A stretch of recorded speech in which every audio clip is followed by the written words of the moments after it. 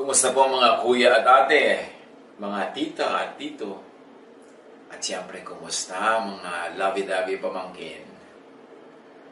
Napakarami nating mga free time ngayon, napakaraming oras mag-isip-isip. Ilan na ang napatawad ninyo sa mga taong nasa listahan ng mga ayaw nyo, galit kayo, meron kayong mga hinalakit, merong mga sama ng loob na ang lalim-lalim. May napatawad na ba tayo? Paano ba talaga nagpapatawad? Paano nasasabing mag-move on? Isaiah 43:18. Forget the former things. Do not dwell on the past. So, how do you forgive? How do you forget? How do you move on? How? Yan ay tanong. At dahil naman napurga na tayo sa napakaraming lockdown-themed topics, iba-ibahin naman natin ang usapan. Kahit mga lockdown ngayon, mag-usap naman tayo mga ibang bagay na walang diretsyong kinalaman. Although, unforgiveness is a matter of lockdown. Para ka naka-lockdown, nakakulong ka doon sa pusong isinara mo para hindi ka pasukin ng iba, pero ikaw din hindi makalabas. So parang lockdown din yan. Pero ang tanong, how do you forgive? How do you forget? How do you move on? How to be really free from the painful past? Marami na kasi nag-try, yung mga nagpapatawad, pero biglang pagka na-trigger, galit pa rin pala talaga, lumalabas pa rin. Kahit na sinikap mo na, nagpatawaran na kayo ng iyong asawa, ng iyong anak, magulang, kapatid, pero mamaya nagsusumbatan na naman kayo, bumabalik, yung pala nandun, hindi man talaga nabunot. How do you really get free from the painful past? Change the past by changing the story you tell. Paano kayo makakalaya sa isang nakaraan na hindi maganda, na masakit, na mahapdi? Palitan nyo yung nakaraan. Paano pinapalitan nyo? Hindi ka na pwedeng bumalik doon. Palitan mo ang kwento tungkol doon. Katulad ni Joseph. Yung storya ni Joseph magandang paghugutan ng paraan ng pagpapatawad, yung tunay na makaka-move on ka, yung hindi kunwari lang dahil sabi ng Diyos magpatawad ka, tapos nagpapatawad ka kunwari pero sa loob nandun pa rin pala, lumalabas din paminsan-minsan. Si Joseph, ang kanyang status from star sonship to banishment in Egypt, to slavery, and then to prison. Parang ang daming pain nun, ang daming sugat nun, ang daming mga gabi ng iyak yun. Ang daming hapdi, ang daming kirot, ang daming sama ng loob, maaaring galit pa. Genesis 41:50-52. Nung si Joseph the dreamer ay nasa Egypt na, before the years of famine came, 2 sons were born to Joseph. Joseph named his firstborn Manasseh and said, "It is because God has made me forget all my trouble and all my father's household." So, ganito ni-reclaim ni Joseph ang past. Ganito niya niretel ang past. Ang anak niya, pinangalan niyang Manasseh. Na ang ibig sabihin, God has made me forget. Sabi ganun, papangalanan ko siya ng ganun kasi ang totoo, nangyari sa buhay ko, ipinalimot na sa akin ng Diyos ang lahat ng naging hapdi, sakit at kirot ko sa bahay ng aking ama dahil sa mga kapatid ko na inapi-api ako and sold me to slavery. Ni-reclaim ni Joseph yung past by naming his son in a very positive way to emphasize the positive thing that God had done to him in spite of his past. Then the second son, he named Ephraim and said, "It is because God has made me fruitful in the land of my suffering." So you see, imbes na magmukmok si Joseph, lagi niyang alalahanin at i-reprise at i-replay yung mga kaapihan niya, yung pain niya, yung sorrow niya, pinangalanan niya ang anak niya na God has made me fruitful. In the very land of my suffering, umasenso ako, yumaman ako, naging makapangyarihan ako, so papangalanan ko ang anak ko na Ephraim. So you see, Joseph was reclaiming his past, retelling it in a way that was beautiful and powerful. Yung iba, paano makakalaya sa past? Yung naalala nyo yung kaapihan nyo ng bata kayo, maalala mo yung tiya mong masungit, yung tatay mong lasenggo, yung nanay mong binggogera at chismosa. Tuwing kukwento mo yun, negative. Lagi na lang na hindi ka na pag-aral, hindi ka na bigyan ng ganitong damit for junior and seniors prom, laging hindi ka nabigyan ng allowance, inapi ka ng iyong stepmother, ng iyong stepfather, and keep retelling and retelling that, your bitterness just keeps replaying, lumalalim pa yung ugat. How can you move on kung ganon? Joseph reclaimed his past by beautifying what was not beautiful. And you can do that. There was a change of story sa buhay ni Joseph. Sabi niya, God has made me forget, and I move from suffering to fruitfulness. Proverbs 23:7. As someone thinks within himself, so is he. So think of yourself as a victim, you are a victim. Think of yourself as a winner, you are a winner. Think of yourself as full of sorrow, you are sorrowful. So kung gusto mong palitan kung sino ka, palitan mo ang pag-iisip mo tungkol sa iyong sarili. Kung gusto mong palitan yung past, palitan mo ang pagkukwento tungkol sa past. Ang repackaging, yung angle ng storya. Think of your past as you want it to be. Reshape and repossess the past. Lahat sa atin na merong bahagi ng nakaraan na pangit, malungkot, madugo, hindi pwede kayo mag-move on. Kasi lagi yung maalala. Magpe-pretend ka lang na nag-move on, pero hindi. Pag na-trigger, bumabalik. Kailangan balikan nyo yung kwento at ibahin nyo ang pagkukwento doon. Hanapan siya ng pinakamagandang version na totoo rin, hindi yung binubola mo lang sa sarili mo. At yun ang i-play up. Yun ang pataasin. Yun ang i-lift up. Kung pangit ang kwento ng past mo, ang pangit doon ay maaaring perception mo lang. So you can go back to your past and change your perception. Kaya mahalaga yung binabalikan mo yung nakaraan, hindi lang lilimutin, tatabunan, magpe-pretend it never happened. No, you can never forget that way. Balikan mo siya, hanapan mo na maganda, at yung maganda na yun, ang ikwento mo na, yun ang gawin mong main feature ng yung storya. Kasi baka naman hindi talaga pangit. Akala mo lang. So review your perception. And apply Romans 8:28. And we know that in all things, God works for the good of those who love Him, who have been called according to His purpose. So kung ngayon, sa part ng iyong buhay na ito ngayon, sa oras ng buhay mo, nakakita ka na ng purpose sa buhay, nakita mo na yung blessing ng Diyos, balikan mo yung nakaraan at ikwento mo yon sa sarili mo at sa iba bilang paghahanda para sa ngayong present mo. Na yon ay nire-purpose ng Panginoon. Na ang yon ay paghahanda, no? At ang Diyos ay kumilos sa kabila nung nakaraan na yon at naging ganito kang ngayon. Doon ka lang makakalaya sa isang past na hindi masyadong pleasant. So, be free from the past. You don't just move on. You can't move on. You could only forget paminsan-minsan. Pero pag naalala mo, babalik ulit ang lahat ng pain and anger. Kaya sa Genesis 42:22-23, Reuben replied, yung kapatid ni Joseph na isa sa mga nangapi sa kanya, "Didn't I tell you not to sin against the boy? But you wouldn't listen. Now we must give an accounting for his blood." So you see, itong magkakapatid na ito, dahil ibinenta nila si Joseph to become a slave, buong buhay nila, yun ang kwentong binabalik-balikan ng kanilang gunita, yun ang kwentong nagbumulto sa kanila lagi. Kaya hanggang ngayon, buhay na buhay pa yung past at hindi pa sila nakakalaya. Kasi yun pa rin ang kwento at hindi nila naiba yung kwento na yun. So they have been imprisoned in that very bad plot, in that very bad story.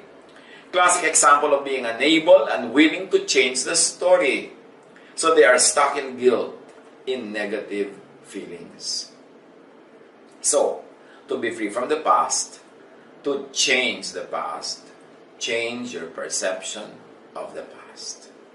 Isipin mo, ay, kaya naman pala nangyari sa akin nung araw yun para maging ganito ako ngayon today. Kasi kung hindi naman nangyari sa akin yun, hindi ako ganito today. Yan, you can change the perception of the past. Then you can be free from the pain of the past. Pagandahin ang kwento. Lalo't kung maganda ang napuntahan mo sa buhay, kung maganda ang iyong kalagayan, kahit saan ka nang galing, dito ka nag-end, ang ganda-ganda, pagandahin mo na, kahit doon ako galing, dito ako napunta, o yung pala, preparation yun para maging ganito ako. Para ka makalaya. Pagandahin ang kwento. Pabaitin at unawain ang mga kontrabida sa kwento. Halimbawa, ay, Yun naman palang stepmother ko, kaya ako inapi-api. Meron siyang mayoma. Laging masakit ang kanyang matris, etc. etc. Kaya naman pala lagi siyang wala sa mood. O kaya naman pala ako inapi-api ng tatay ko kasi victim siya ng sarili niyang tatay noon. At naging alcoholic siya, kaya wala na siya sa katinuan. Pero dahil inapin nila ako, nagsikap ako, nag-aral ako, ngayon, umasenso na ako. Kung hindi nila ako inapi, baka naging katulad lang nila ako sa buhay kasi lagi akong sasama-sama sa kanila. So, buti na lang lumayo ako, nakabuti sa akin na aking paglayas mula sa napaka-impaktong buhay ko. So, ngayon, salamat at naging ganun yun dahil yun ang naging daan para maging ganito ako ngayon. That is how you repossess the past. That is how you retell the past. So, you could really move on because you can forgive. You can only forgive when you retell the story. Genesis 45, 4-7. Then Joseph said to his brothers, nung si Joseph ay kaharap na ng mga brothers niya na hindi siya kilala, kasi kailangan nila ng tulong ni Joseph, na ngayon hindi nila nakilala, high-ranking officer na pala sa Egypt, come close to me. When they had done so, he said, I am your brother Joseph, the one you sold into Egypt. And now, do not be distressed, and do not be angry with yourselves for selling me here, because it was to save lives that God sent me ahead of you. So you see, Joseph gives an ugly event in the past a beautiful meaning at hindsight. Sabi niya, alam niyo kung bakit niyo ko ibinenta? Plano yun ng Diyos. Para magamit niya ako ngayon, para kayo iligtas at ang ating lahi at ang marami pang ibang tao. Iniba ang interpretation, ang meaning ng nakaraan. This is the way people could really forgive and move on and forget. Repossess the past, retell the past in view of your beautiful present. For 2 years now, there has been a famine in the land, patuloy ni Joseph. And for the next 5 years, there will be no plowing and reaping. But God sent me ahead of you to preserve for you a remnant on earth and to save your lives by a great deliverance.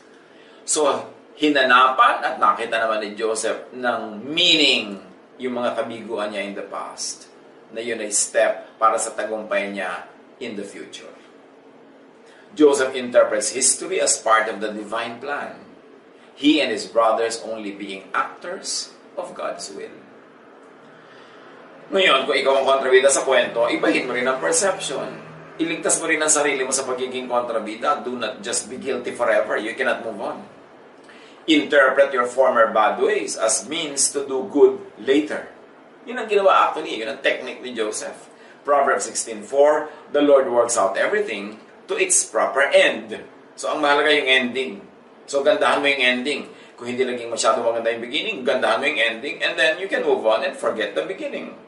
Job 37:13, whether for correction or for his word or for loving kindness, he causes it to happen. So, inascribe naman ni Job sa Diyos ang lahat ng nangyayari, kaya natanggap niya. Lamentations 3:58, you have taken up my cause, O Lord, you have redeemed my life. So, napaganda dahil pumasok ang Diyos sa eksena. Hindi forgiveness lang ang igagawad mo sa iba o sa sarili. That's not enough. It cannot work. Kundi, dapat bibigay mo understanding, then empathy, and then acceptance, like in Joseph's case. And even appreciation of them, of what they did. This will lead to your freedom. Forgiveness, madaling sabihin, I forgive you, pero ang totoo, nasa loob mo pa. Hanggang hindi mo siya nauunawa at inuunawa, hindi ka nakaka-identify sa kanyang mga pain and sorrows at hindi mo yun natatanggap at hindi mo na-appreciate yung mga ginawa niya kahit sa simula parang hindi maganda, pero nakita mong ang kinawian maganda, hindi ka lalaya. You have to hukay the past, re-understand, reinterpret, and retell it. Genesis 50:15-21. When Joseph's brothers saw that their father was dead, they said, what if Joseph holds a grudge against us and pays us back for all the wrongs we did to him? But Joseph said to them, Don't be afraid. Am I in the place of God? You intended to harm me, yes, but God intended it for good, to accomplish what is now being done, the saving of many lives. So then don't be afraid. I will provide for you and your children. And he assured them and spoke kindly to them. So yun ang style ni Joseph. Sabi niya, okay, masama talagang balak niyo sa akin, pero may magandang balak sa akin ng Diyos. At sa magandang balak na yun umuwi, ang mga ginawa niyo sa akin masama, so tama na yan. Nakabuti para sa lahat ang nangyari. Move on na tayo. Philippians 3:13. But one thing I do, forgetting what is behind and straining toward what is ahead. How is Paul able to forget what is behind? Ang dami-dami niyang pinapatay ng mga followers ni Jesus. Ang dami-dami niyang pinahirapan. Paano siya nakamove on? Paul revised his perception of his bad past. Therefore, he could forget what is behind. Acts 26:9-11 and 16-17. I too was convinced that I ought to do all that was possible to oppose the name of Jesus of Nazareth. And that is just what I did in Jerusalem. On the authority of the chief priests, I put many of the Lord's people in prison. And when they were put to death, I cast my vote against them. Many a time I went from one synagogue to another to have them punished, and I tried to force them to blaspheme. I was so obsessed with persecuting them that I even hunted them down in foreign cities. Until Jesus talked to Paul according to the report of Paul. Nasabi sa kanya ni Jesus, now get up and stand on your feet. So remember, get up, stand on your feet. Recovery yan. I have appeared to you to appoint you as a servant and as a witness of what you have seen and will see of me. I will rescue you from your own people and from the Gentiles. I am sending you to them.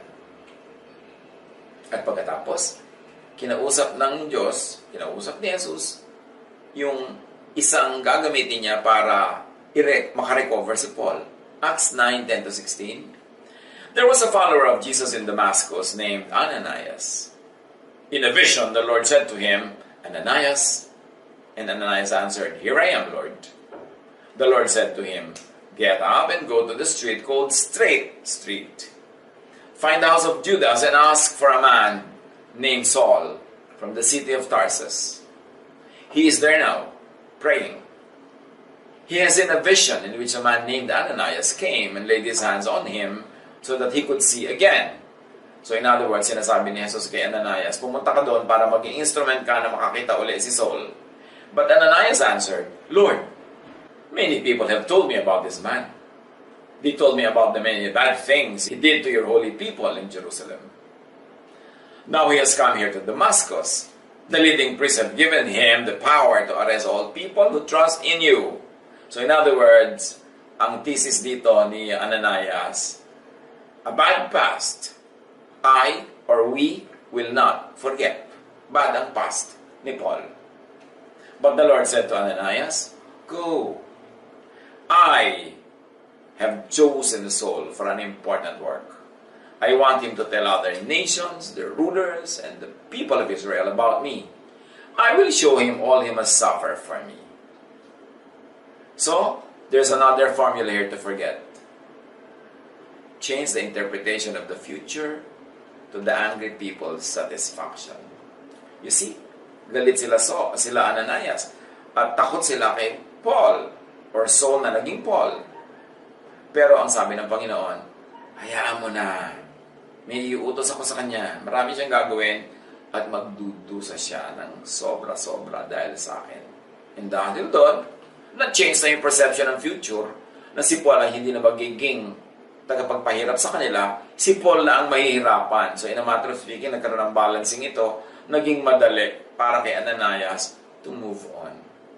So may another technique here na pwede nating ma-derive, makuha. Change the perception of the past so you can move on, or change the perception of the future so you can move into the future.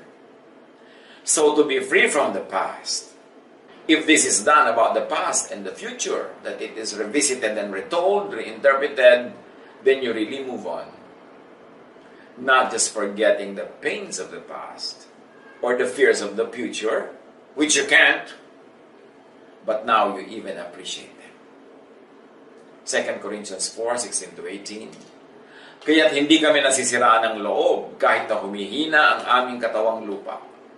Patuloy namang lumalakas ang aming espiritu araw-araw. Ang bahagya at panandali ang kapighati ang dinaranas namin ngayon ay magbubunga ng kagalakang walang hanggan at walang katulad.